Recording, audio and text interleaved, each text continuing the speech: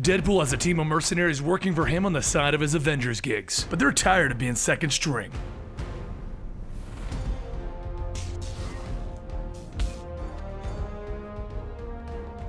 Welcome to the Complete Story Series, where I take trade paperbacks and single issues and I break them down into digestible bites to help you understand. Then I read it dramatically back to you. All alterations to the panel, text, and images are to prevent copyright problems, and all art is owned by its respective companies. Now, this is the Deadpool Civil War tie-in, where we're going to explain what Deadpool was doing during the Civil War II event. Keep in mind, there is really no spoilers for Civil War II in this book, as Deadpool mostly ignored the entire event. Also, since YouTube is completely changing things around, guys, don't forget to give this video a like if you want Comicstorian to stick around, and give us a subscription if you want to keep up to date on your favorite comic books. If you don't do those two things with everything that YouTube is doing, we may have to eventually shut this all down, and I'd really rather not do that. Don't forget to follow me on Twitter either, guys, where we can complain about YouTube together. That's at Comicstorian. This is the continuation of our Deadpool storyline, but after his fights with Sabretooth, it then crossed into Civil War II. So, what is Civil War II? Something is happening in the Marvel Universe. A new Inhuman was born with the ability to predict the future. Captain Marvel assembled a team to act upon these visions, preemptively stopping crimes before they could happen. Tony Stark didn't agree with this, deeming Ulysses' visions untrustworthy and liable to be altered by his emotional state. So the universe divided, and they were prepared to fight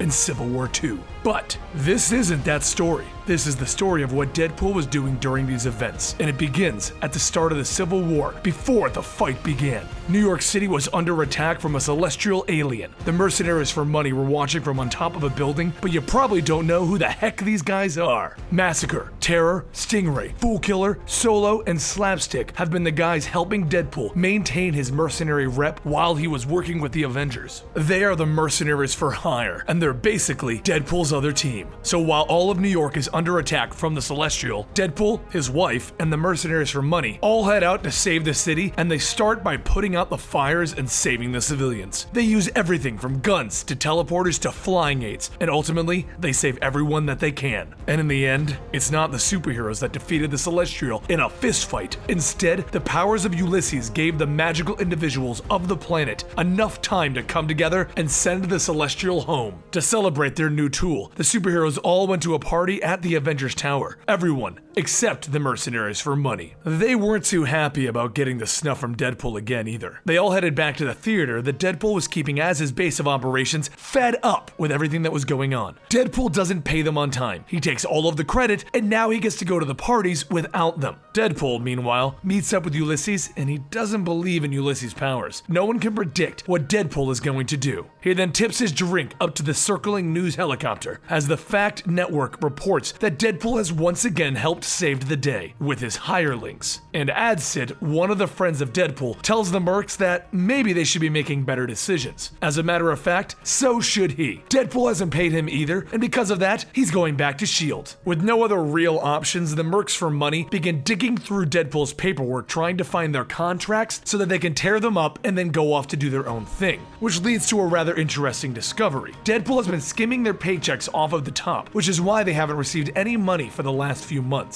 Meanwhile, Deadpool has decided to see if Ulysses can actually see the future, and he's decided that he needs to have a chat with him. So he heads over to the base of the Ultimates where they're keeping him at this time. He walks into the room that Ulysses is in and he puts a gun to his head, telling him that if you can really see the future, then you're really bad at it. But the fact is, Ulysses has had a lot of people testing him recently, and he knows that Deadpool's not really going to kill him. So he just asks him, "Why are you here?" He explains that he wanted to get some answers about his daughter Ellie. He needs to know if she's you know what?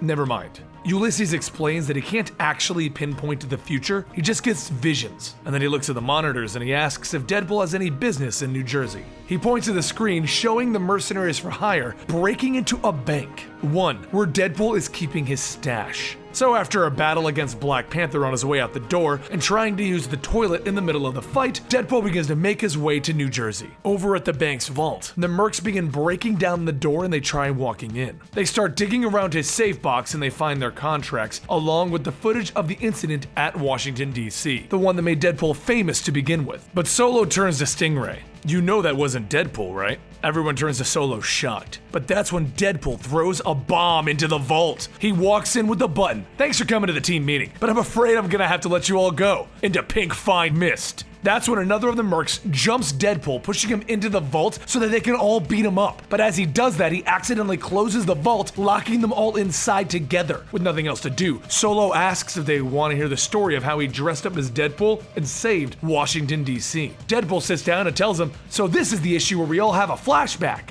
Solo explains that no one was hiring washed-up James Bourne anymore, so he took on a new identity, Deadpool's. He got a basic assassination job, but he got an odd feeling about it. One that got worse as the dignitary's motorcade arrived. That's when he realized that he had been set up to take the fall for killing a dignitary. Well, Deadpool had been set up. He jumped down saving the man and he ran him into a parking garage with the shooter opening fire on the two of them. He then stole a dog washing van and he began to flee, but the Secret Service agents began to chase him and they opened fire on the van. As Solo teleported into their car, they simply told him, boop. So he teleported between all of their cars, knocking out each of the agents working against them until eventually he dropped each of the booping Secret Service agents and got the dignitary to the White House. The world saw Deadpool as a hero, even if he tried to tell them that his name was actually Solo. That's when Deadpool stands up telling his guys, it's obvious, that was Madcap. He practically signed off on it by having them say boop. So he hits Solo telling him, why didn't you tell me that part? You said it was a random telepathic attack. Because even though Madcap had turned himself into dust, he's not gone, and he still has a bone to pick with Wade. For those of you guys who don't know who Madcap is, our first two videos of Deadpool's adventures and the all-new, all-different Marvel explain that Madcap is trying to take down Wade because of their history together. Go check out those videos in the Deadpool playlist. The next day, the guards open the vault to find everyone punching it out. That's when the pin on a grenade hits Solo in the head, and he runs for it with everyone else not wanting to be killed. Deadpool stands up holding the grenade, telling the guards to calm down. He did it to scatter everyone. And then the guards inform him that the flashbang grenade doesn't have a pin in it either. Boom! It goes off and Deadpool exclaims, I'm blind!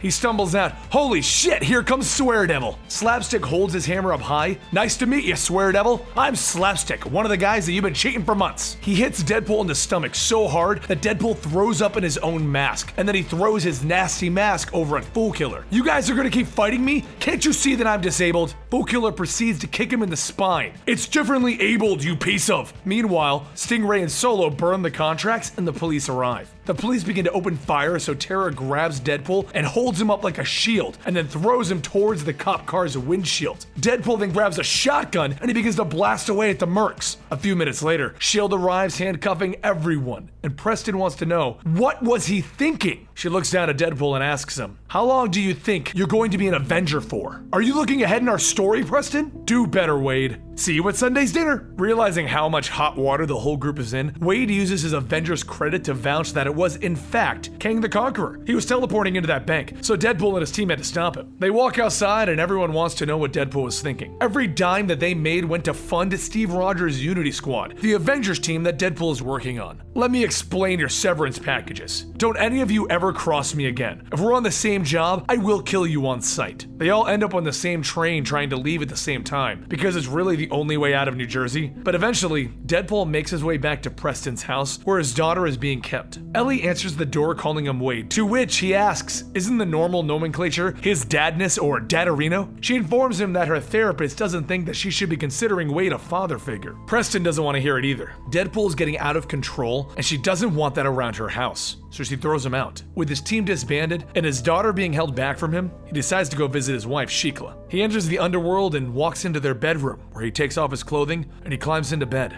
only to find her in bed with a werewolf. He gets up, grabs a shotgun, and then takes off that werewolf's head. What was that, Shikla? I couldn't hear you over my big honkin' murder gun. Shikla gets up telling Deadpool that he knew about this, her many visitors that enter her bed chamber, and Deadpool knew what he was getting into when he married her. Deadpool turns to her and tells her, so did you. I fight and I fight and I fight and I screw up. It's all I know how to do. So are we gonna do this or not? Shikla smiles. Oh yes. And she hurls a spear through his chest. Then she begins to charge at him. I don't mind you ruining your happiness, but leave mine alone. She tears him through a wall and into the streets of the underworld. She then grabs him by the ankle and begins to fling him around. You shouldn't have made me angry, Wade. And you shouldn't have married the first idiot that you saw stepping out of a coffin. She bounces him back into the subway system where a train is headed towards him, so he leaps through the window. Shikla isn't done though, as she follows him onto the train and begins to kick him around some more. And then she bounces him out of the subway. And he asks if they can be done now. He'll go get a dog so that she can shoot its head off in his bed. She walks up top and sticks her foot into his his throat. Fine, that was the most fun that we've had in a while. Why don't you come back to bed? The one that I just shot the werewolf in? Nah, I'm good. Very well, husband.